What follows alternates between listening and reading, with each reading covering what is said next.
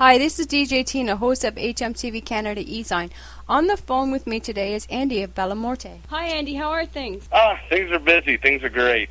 Can you tell us about the new album Beautiful Death that Morte is working on? Anything from messages to inspirations? Well, this album, Beautiful Death being the translation of the band's name, kind of our self-titled album. So it's the big one. It's, in my opinion, the album that's putting together all of the styles we've created in the past, and there's a little bit of a return to an older Morte sound, but with a very modern Morte twist on it. What are some of the highlights fans can expect when Beautiful Death hits the stores? Well, there's a song called Find Forever Gone that we just shot a video for, and that video should be available just before we leave for this tour with 16 Volts. Can you tell us about your new video, Find Forever Gone? Well, yeah, we shot it in a video studio here in Virginia, and it was directed by Eric Thomas Craven, who also did our video for On the Edge and did the video for Earth Angel.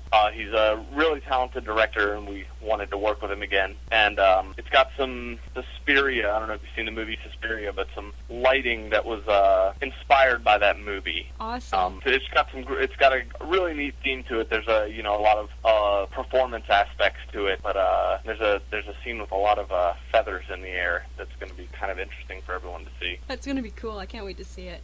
Yeah, I'm really excited about it. How long did it take to produce this video? We shot the video over the course of 2 days.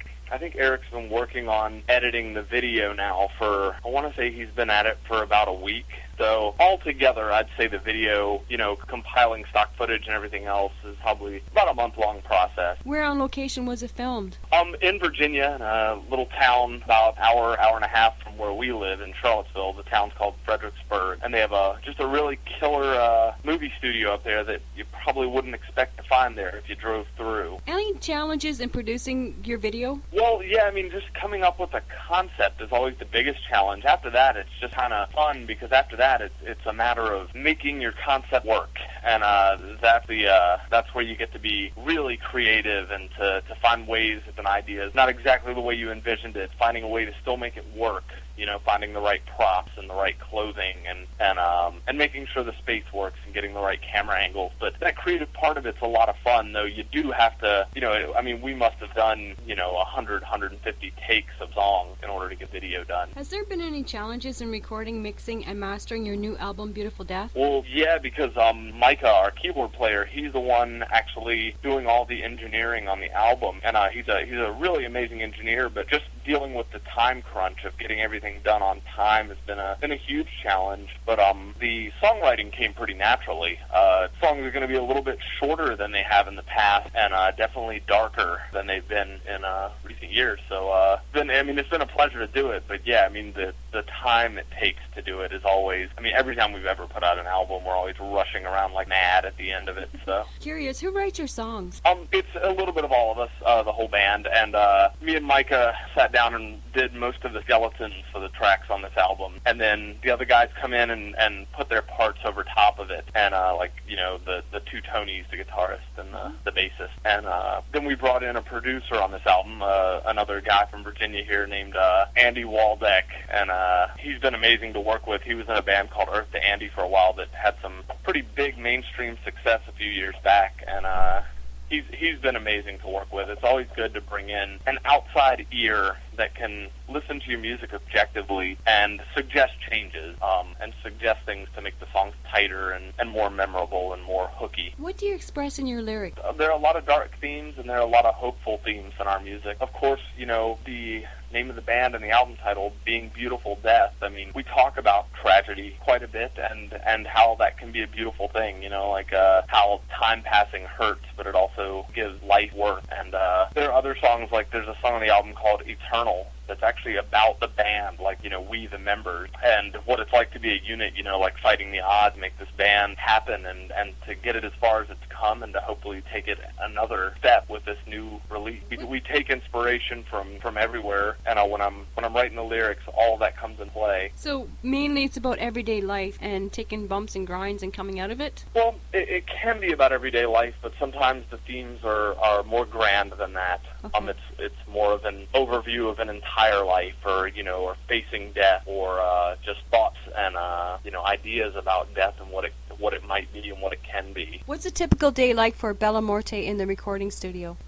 We show up, we goof off for about half an hour, and then it's business, Then, like, on a typical day, like if Mike is doing the engineering, we got the producer, Andy, sitting next to him. They tell me to go get in the vocal booth, and I start doing takes of the song. I might need to sing the same part 20 times, 30 times, and until we get a take we're really happy with. And then we come out, we listen to it, and maybe work on harmonies to that part, or suggest a change to that part. It just depends on what everybody's hearing, what everybody likes, what everybody doesn't like. And the same would be true if, one of the Tonys we're in on bass or guitar. It would be the same thing, just take after take until we get something we're happy with. And then we kind of leave Micah alone when he does the mix down. It's kind of, he can't sit there and really concentrate on it if people are talking to him and stuff. So he takes care of that on his own, and he's an incredible engineer. His company's actually called Final Symphony. It's his production company, and he's even hired all of us out to do work for him on that at one point or another. But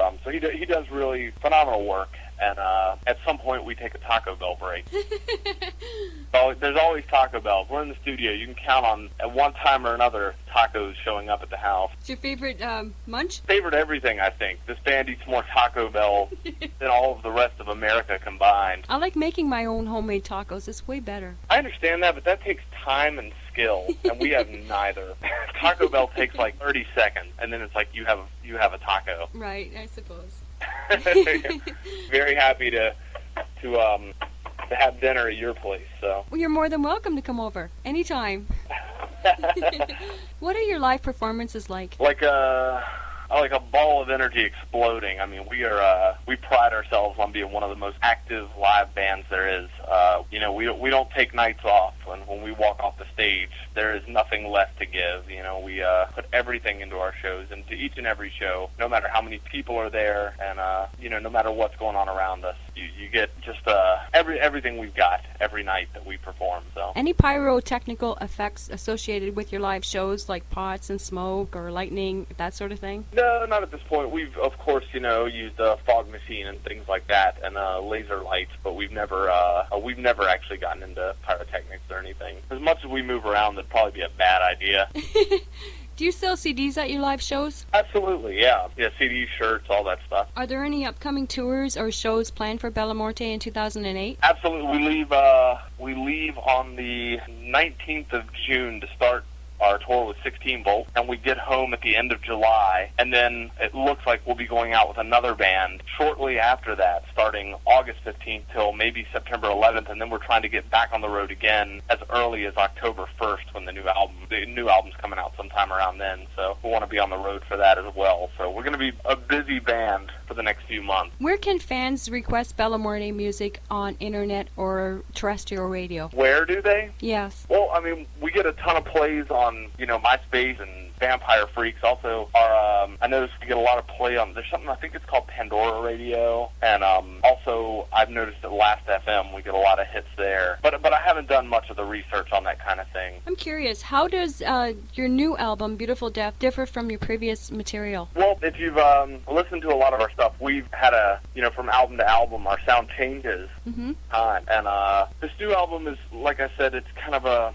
combination of a lot of different sounds, but it's also a little bit of a return to an older sound for us, with maintaining the aggression, the newfound aggression on the last album, Bleed the Gray Sky Black. But it's a more melodic album than that one, and definitely a darker album. Okay, before we wrap up our interview, can you plug in your main web address so fans can access your music and buy merchandise from Bella Morte? Absolutely. It's just bellamorte.com, and you can also find us at myspace.com/Bella Morte. Any last words, Andy? You're calling out of what, Ontario? Yes. Well, I guess we're playing up that way soon, so I just better see everybody out there. I'll be breaking their legs or something. I'll be looking forward to it. Hell yeah, me too. I can't wait. I haven't been to Canada in ages, so since our Hansel and Gretel tour, so it is about damn time. You'll really like it here, because our atmosphere here is very relaxed in Ontario. That's awesome. Yeah, no I think we were up bustle. there for Convergence some years ago, and that was my last experience up that way. It was Montreal. Nothing has changed. We're still laid back as ever. Yeah,